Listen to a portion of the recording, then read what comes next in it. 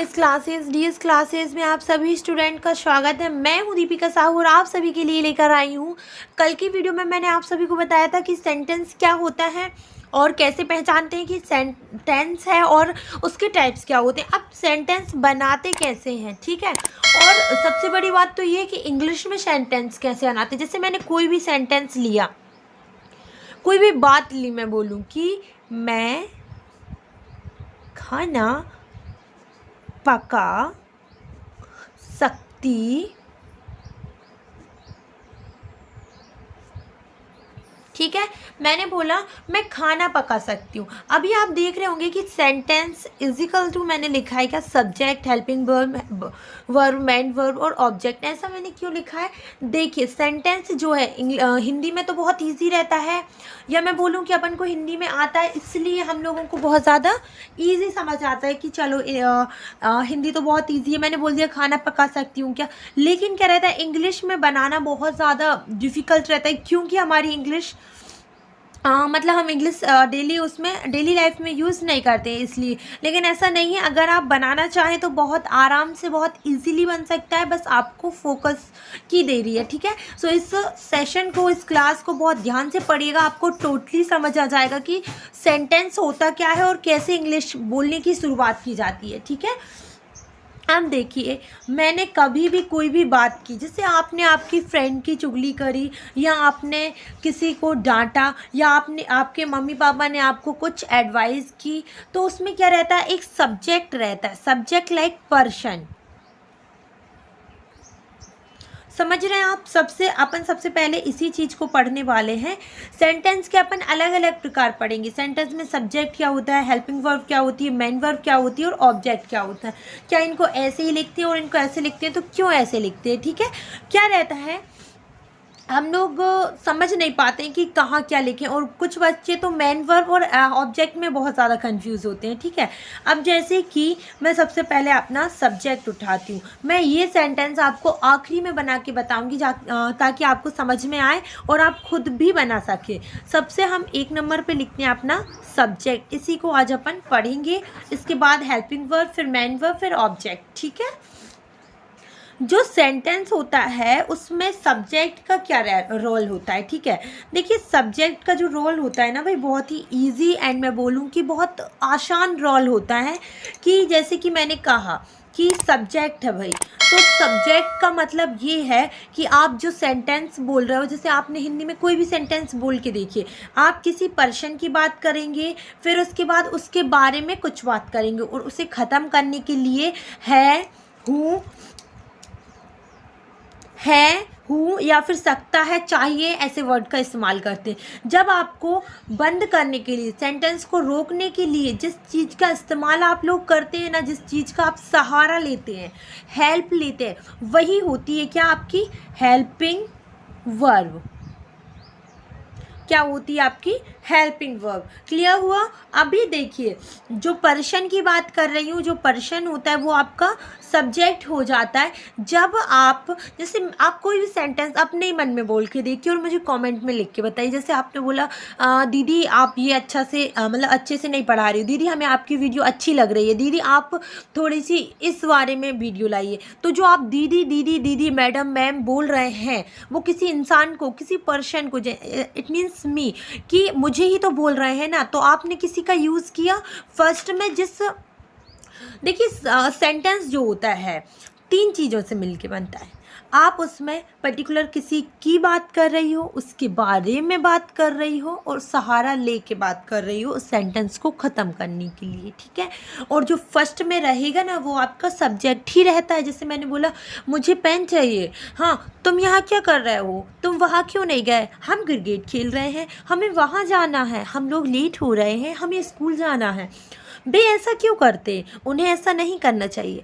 तो उन्हें, वे, तुम, हम, मुझे और मेरा, ये सारी चीज़ें अगर मैं बोल रही हूँ तो ये क्या है, यही तो सब्जेक्ट है। जैसे अगर आपने पढ़ा होगा कि noun is the name of person, place, things, तो जो नाउन होती है ना, जिसमें हम पर्सन का यूज़ करते हैं, मतलब जो नाउन होती है वो नाम भी होती है, तो जो नाउन होती है ना वही सब्जेक्ट होती है।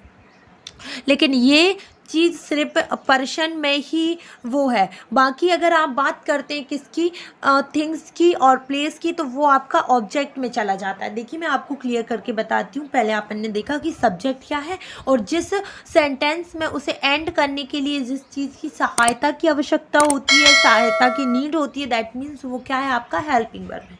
अब जो आप उसमें कर रहे हो, जब भी आप बोलते हो कि मुझे खाना है, ना है, जब भी आप मेन वर्ब की बात करते हैं, मेन वर्ब मतलब क्या होता है, क्रिया होता है जो हम सेंटेंस में क्रिया कर रहे हैं। देखिए हमेशा सेंटेंस में कुछ ना कुछ तो किया जाएगा, हमारे अंदर से कोई इमोशन निकलेगा, हम हंस रहे होंगे, हम लोग रो रहे होंगे, हम लोग खाना बना रहे होंगे, हम घर जा रहे होंगे, मतलब कुछ ना कुछ कर रहे होंगे, हमें करना है। सो दैट मीन्स वो क्या होगा, आपका मेन वर्ब होगा।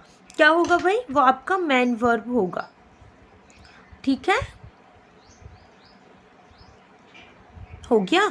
अब देखिए किसी से रिलेटेड बात की जा रही होगी, आप हंस रहे होंगे तो किसी के ऊपर, आप रो रहे होंगे तो किसी कारणवश, या आप कुछ कर रहे होंगे तो उसका एक ऑब्जेक्ट रहेगा। जैसे कि मैं बोलूँ कि आप खाना बना रहे हो, आप किसको बना रहे हो, खाने को बना रहे हो, ठीक है। सो वो आपका हो जाता है ऑब्जेक्ट। तो आज के सेशन में हम लोग, आज की क्लास में हम लोग बात करेंगे काय की, सब्जेक्ट की, जो बहुत ज़्यादा इंपॉर्टेंट होता है और कुछ लोगों को समझ नहीं आता है कि हम सब्जेक्ट को कैसे डिफाइन करें और सब्जेक्ट को कैसे क्या बोल सकते हैं, ठीक है।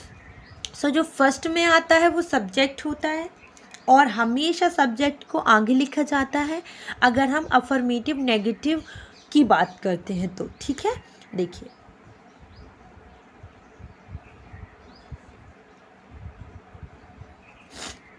ये मैंने लिख दिया आपका सब्जेक्ट, और मैंने इसको हाईलाइट भी कर दिया क्योंकि हम इसी को पढ़ने वाले कि सब्जेक्ट आखिर होता क्या है।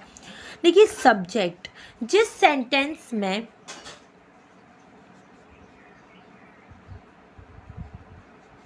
मैं, जिसकी, या मैं बोलूँ जो काम कर रहा है, जो मैन करता है, मैन करता है, या फिर मैं बोलूँ क्रिया करने वाला, क्या बोलूँ मैं, क्रिया या काम करने वाला, एक मिनट रुकिए, काम करने वाला, वो क्या कहलाता है आपका, वो कहलाएगा भाई क्या, सब्जेक्ट। ठीक है, अब जैसे मैं आपको कुछ एग्जाम्पल बताती हूँ जिसमें आप ये समझिएगा, मैं इंग्लिश में ही बताती हूँ क्योंकि आपको हिंदी बिल्कुल नहीं समझनी है, अपन को इंग्लिश ही पढ़ना है और इंग्लिश ही पढ़ेंगे, ठीक है। अब जैसे मैंने आप लोगों को बताया कि उन्हें घर वापस, मैंने बोला था मैं इंग्लिश में बताऊंगी और मैं आपको हिंदी में बता रही हूँ, ये आप लोगों की वजह से होता है, आपको बोलना चाहिए ना।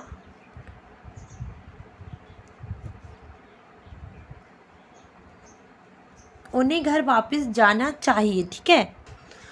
दे should go to home return. अब देखिए मैं, इतना सब तो आप भूल जाइए कि ये दीदी ने क्या पढ़ाया, इससे हमें कोई मतलब नहीं क्योंकि अभी ये चीज़ हमने सीखी नहीं है, लेकिन हमें इससे तो मतलब है ना। जी हाँ, हमें इससे मतलब है, क्यों है, क्योंकि ये जो है, हाँ जी हाँ, उन्हें, उन्हें मतलब दे ही होता है, ठीक है। तो ये जो है फर्स्ट में जो लिखा था ना वो सब्जेक्ट ही होता है, आप ऐसे भी याद कर सकते हैं। और देखिए जो काम कर रहा है, देखिए हम किसकी बात कर रहे हैं, किसको घर जाना चाहिए, उनको घर जाना चाहिए, उन्हें घर जाना चाहिए, तो ये क्या रहेगा, आपका सब्जेक्ट रहेगा क्योंकि पूरे उसमें बात इनकी ही हो रही है, मेन काम किसका है, इनका ही है, ठीक है।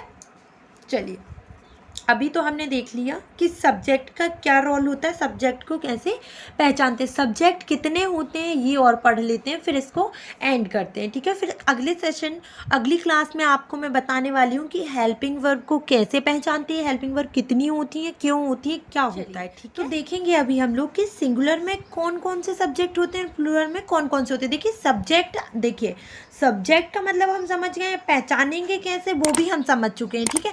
लेकिन सब्जेक्ट होते कितने हैं, हम कैसे अपने आप को कितने तरीके से बोल सकते हैं। जैसे मैं अपने आप को मैं बोलूँगी, लेकिन जब आप मुझसे बात करेंगे तो आप मुझसे तुम करके बात करेंगे, और अगर आप कहीं और मेरी बात करेंगे तो आप मेरा नाम लेंगे या फिर बह करके बात करेंगे। तो इन सब के इंग्लिश में भी तो नाम होते होंगे ना। जी हाँ, होते हैं, लेकिन सब्जेक्ट को दो भागों में डिवाइड कर दिया जाता है जिससे हम लोग ईजिली समझ सकें कि क्या कैसा है और क्यों है। ठीक है, सिंगुलर और प्लूरल दो चीज़ों में इनको डिवाइड कर दिया गया है। सिंगुलर में कौन कौन से आते हैं वही यहाँ पर देखिए। सिंगुलर में जो है ही मतलब क्या होता है, मैं एक के बाद नाम लिखवाती जाऊंगी। जैसे मैंने लिखा ही मतलब होता है वह, समझ रहे हैं आप। वह किसके लिए यूज़ किया जाता है, लड़कों के लिए यूज़ किया जाता है। चलिए ठीक है, और सी की बात करें, सी भी एक सिंगुलर सब्जेक्ट होता है जिसे हम किसके साथ यूज़ करते हैं,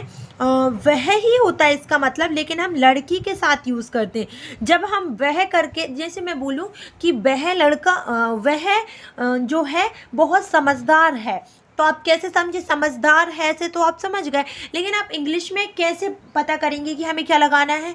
अगर लड़का हुआ तो ही और लड़की हुई तो सी। ठीक है, चलिए इट क्या होता है, इट भी सिंगुलर होता है जिसका मतलब भी वह होता है, लेकिन ये वह जो होता है नॉन लिविंग थिंग के लिए होता है, नॉन लिविंग थिंग के लिए होता है, समझ गए, मतलब निर्जीव वस्तुओं के लिए।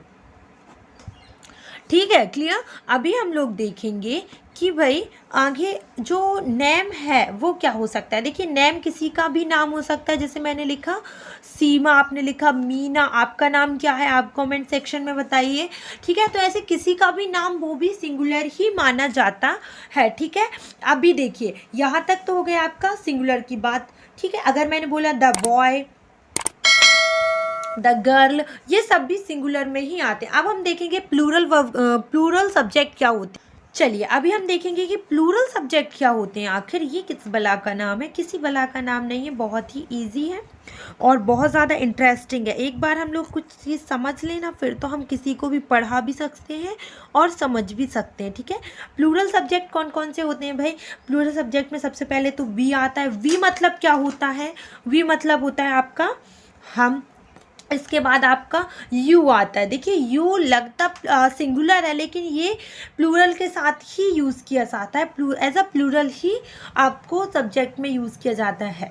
ठीक है, प्लूरल मतलब होता है तुम, जैसे मैंने बोला तुमने खाना खाया, तुम नहा लिए, तुम सोने जा रहे हो, सो ये होता है प्लूरल। अब जैसे मैंने हमें घर जाना है, हम स्कूल जाने वाले हैं, सो ये सारी वर्ब क्या होती हैं, सॉरी ये जो होता है वो वी होता है, सॉरी।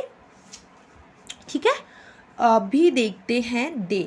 दे मतलब होता है भाई, ध्यान से देखिएगा, देखिए तुम, तुम्हारा, ये सारा भी यूज़ हो सकता है, हम, हमारा, मैं, मुझे, ये सारी चीज़ें भी आपको वी और यू में यूज़ होती है। ठीक है, और अभी हम देखेंगे क्या दे, तो दे का मतलब होता है पहले तो वे, और वे के अलावा दे का मतलब होता है वही क्या होता है बताइए, उन्हें। देखिए मैं आपको प्रैक्टिकली समझाती हूँ, दे मतलब वे क्यों होता है।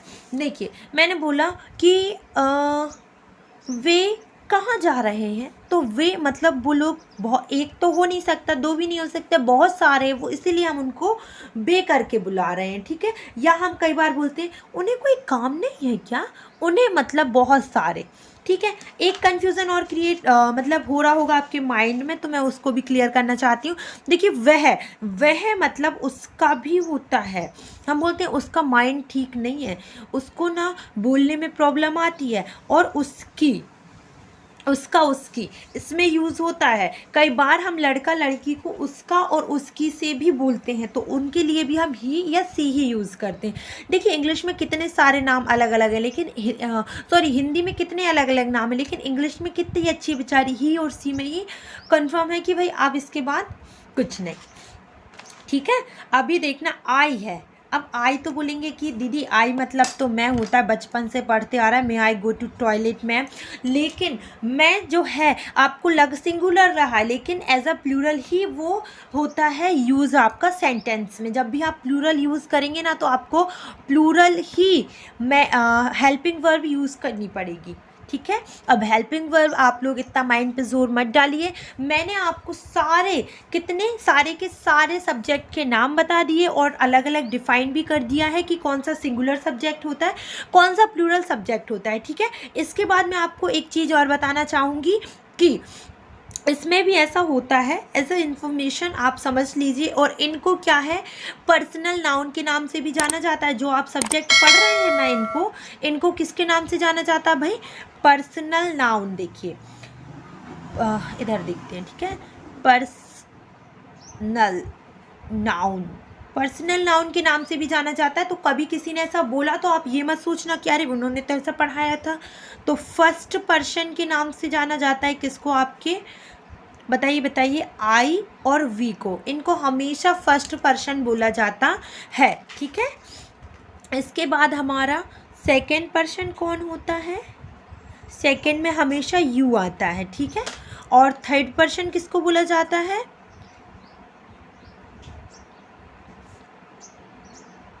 दे, ही और सी को।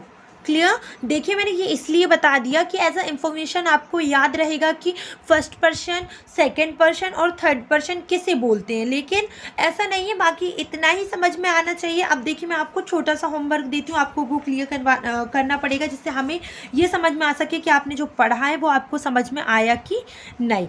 क्लियर है ना, समझ तो गए हो ना। बताइए आई मतलब क्या होता है, दैट इज़ योर होमवर्क, ठीक है।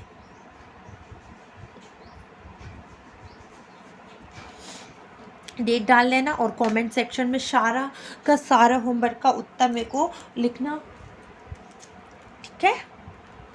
चलिए आई मतलब क्या होता है, ठीक है। और मैं बोलूँ वी मतलब क्या होता है, यू मतलब क्या होता है। इसके अलावा आपको सेंटेंस में बताती हूँ, आप पहचानिएगा कि आपका सब्जेक्ट कौन सा है, ठीक है। मैंने बोला तुम्हें ऐसा, पूरे सेंटेंस से कोई मतलब नहीं है, हमें पूरे सेंटेंस में सब्जेक्ट ढूंढना है सिर्फ।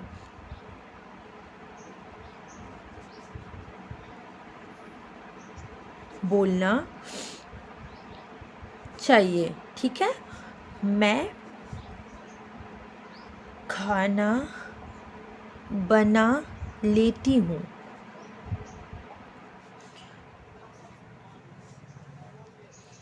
लाइट गई, उसे थोड़ा सा भी समझ नहीं आता है। चलिए इनमें आपको, इन तीनों सेंटेंस में आपको बताना है कि सब्जेक्ट कौन सा है और इन सब्जेक्ट को हिंदी में क्या बोलते हैं, आपको यहाँ बताना है, ठीक है। सो ये आंसर मुझे कमेंट सेक्शन में ज़रूर बताइएगा आप लोग, और कल की वीडियो में हम लोग समझेंगे हेल्पिंग वर्ब क्या होती है, ठीक है। सो इतनी वीडियो पसंद आई होगी तो हमारी वीडियो को शेयर ज़रूर करिएगा, और हाँ बेल आइकन को प्रेस कीजिएगा, जिससे हमारी वीडियो की नोटिफिकेशन आप सभी तक पहले पहुँच सके। So thank you for watching, मिलते हैं और